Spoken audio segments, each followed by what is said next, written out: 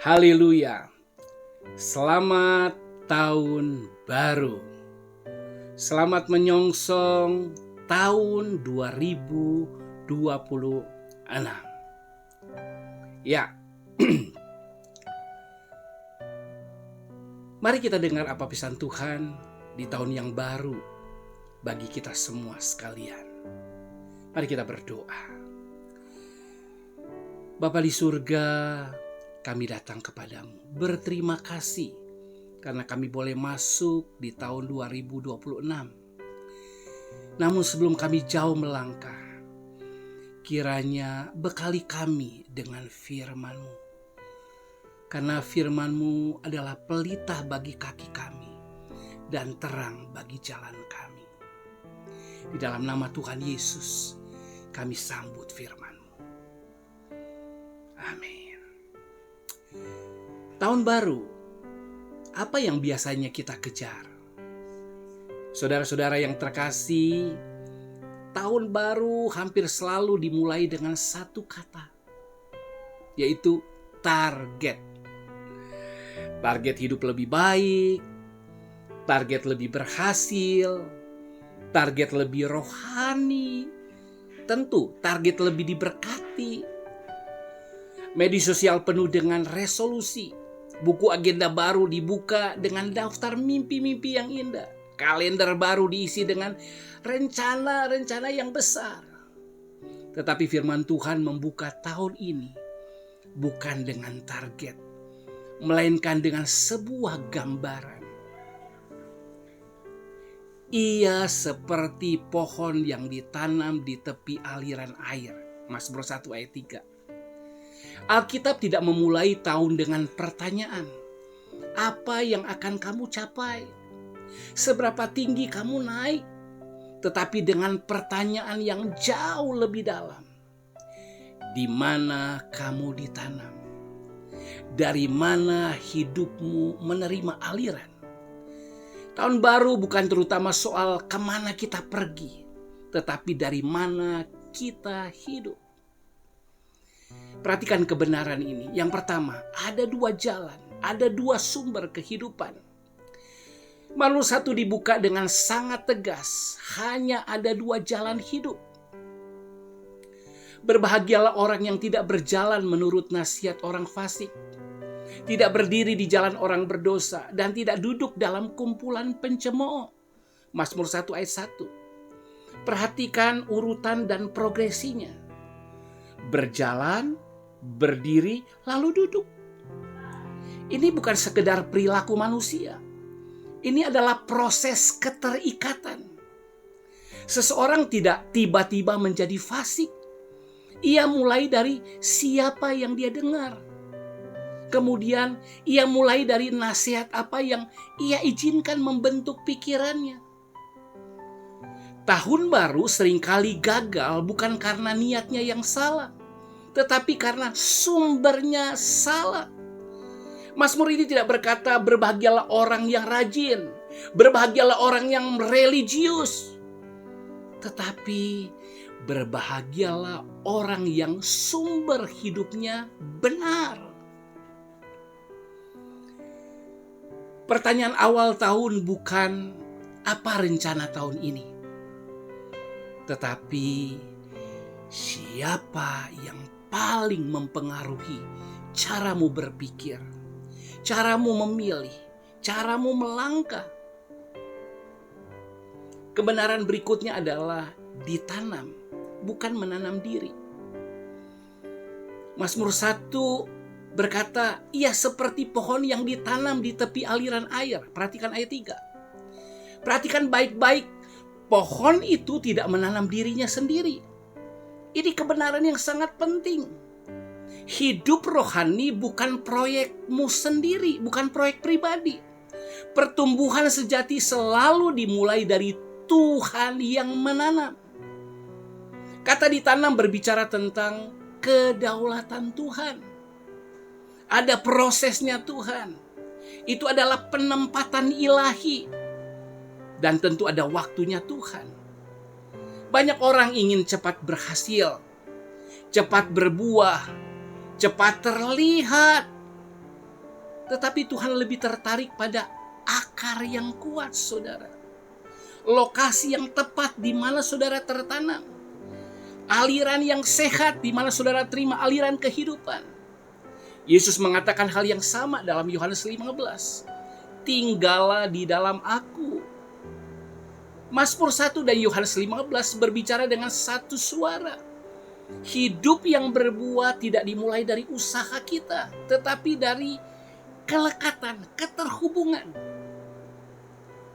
Bayangkan saudara, sebuah pohon yang dipindahkan dari satu tanah ke tanah lain. Terlalu sering ia sibuk menyesuaikan diri, tetapi tidak pernah benar-benar bertumbuh. Demikian juga orang percaya yang setiap tahun mengganti sumber hidupnya. Tahun ini semangat, tahun depan lelah. Lalu mencari, ada metode baru? Mana visi baru? Atau sensasi baru? Padahal Tuhan berkata, aku ingin menanam engkau, bukan memindahkanmu terus-menerus. Kebenaran selanjutnya yang penting adalah, kalau kita memikir akar yang dalam, hidup kita akan stabil. Mazmur 1 melanjutkan, yang menghasilkan buahnya pada musimnya, dan yang tidak layu daunnya. Perhatikan ayat 3. Ada dua hal di sini. Buah ada musimnya. Daun tidak layu meskipun musimnya berubah. Ini kebenaran penting. Orang benar tidak selalu berbuah, tetapi ia selalu harus hidup. Kenapa? Karena ada berbagai masa musim. Ada musim berakar, ada musim bertumbuh, ada musim dipangkas, ada musim menunggu. Tetapi karena akarnya dalam, ia tidak hancur ketika musim tidak ideal, musim yang berubah. Inilah bedanya. Orang yang hidup dari hubungan dengan Tuhan dan orang yang hidup sekedar dari kondisi lingkungan yang ada. Mazmur 1 tidak berkata tidak ada badai, tetapi berkata ia tidak akan goyah. Koneksi ke tahun yang baru. Tahun yang baru ini kita belum tahu tantangannya apa, guncangannya apa, perubahan apa yang akan terjadi. Tapi firman Tuhan memberi jaminan. Jika engkau ditanam dengan benar, engkau tidak akan roboh. Engkau tidak akan goyah meskipun musim berubah.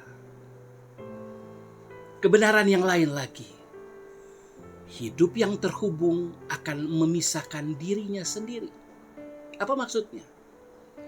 Mazmur 1 menutup dengan sebuah kontras, perbandingan yang sangat berbeda. Bukan demikian orang fasik. Mereka seperti sekam yang ditiupkan angin. Perhatikan ayat 4. Sekam itu ringan, terlihat banyak, tetapi tidak punya bobot. Mengapa? Karena tidak terhubung ke sumber hidup. Ini bukan soal tampilan luar, tetapi soal akar, saudara.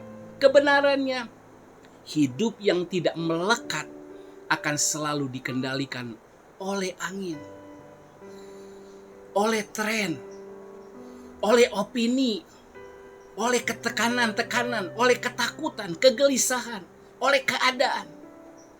Tahun baru sering membuat kita takut. Bagaimana kalau tahun ini lebih sulit? Mazmur 1 menjawab, jika engkau berakar, angin tidak menentukan arah hidupmu.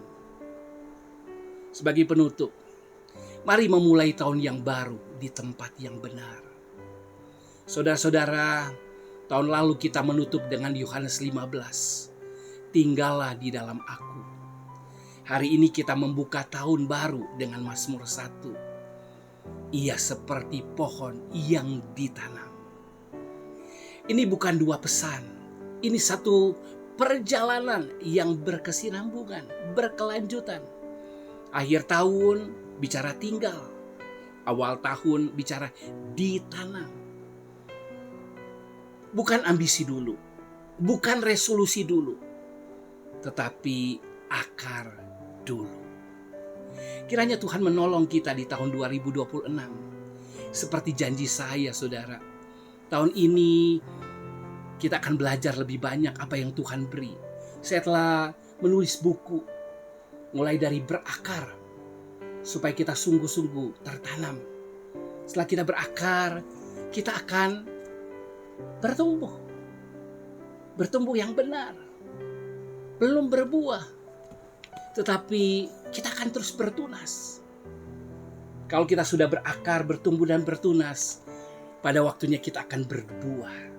Berbuah lebat, berbuah tetap. Bahkan Tuhan mau kita berdampak. Mari kita berdoa, biar semua rencana Tuhan terjadi atas hidup kita. Mulai dari berakar sampai kita berbuah, bahkan berdampak. Mari kita berdoa. Bapa di surga, terima kasih buat tahun yang baru. Dan terima kasih buat firman untuk tahun yang baru. Biar kami mengerti bahwa yang paling penting, dari mana sumber kami hidup. Apakah kami tertanam di tempat yang tetap, di tempat yang tepat, supaya kami boleh berakar, bertumbuh, bertunas, dan pada waktunya kami berbuah, bahkan kami berdampak.